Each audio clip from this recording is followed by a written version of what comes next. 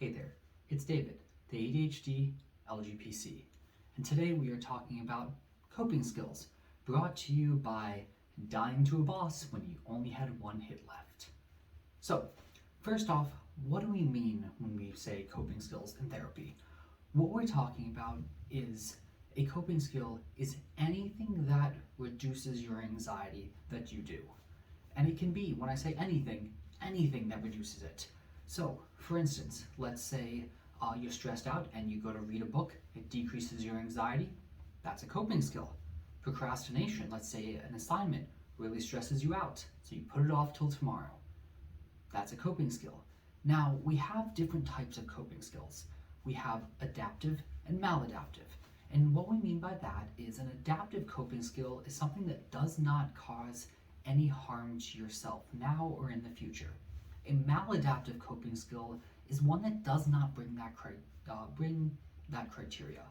And so, as an example, an adaptive coping skill could be that when you are experiencing high emotions, you work out. That could very much be an adaptive coping skill. But it could turn to maladaptive if you're overworking out, overexerting yourself, and you're starting to avoid things by working out, then that becomes maladaptive. And a slight trigger warning here, but we also have maladaptive skills like self-harm or eating disorder behavior. All of those are still coping skills. They helped you deal with a stressful situation.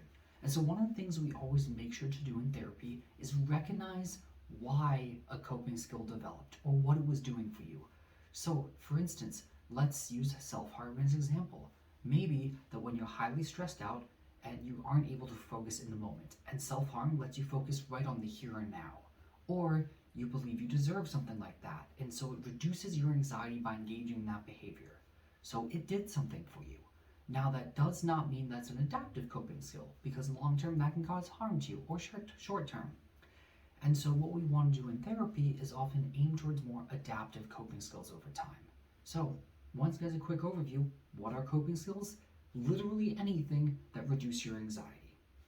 Thank you. I'll see you next video.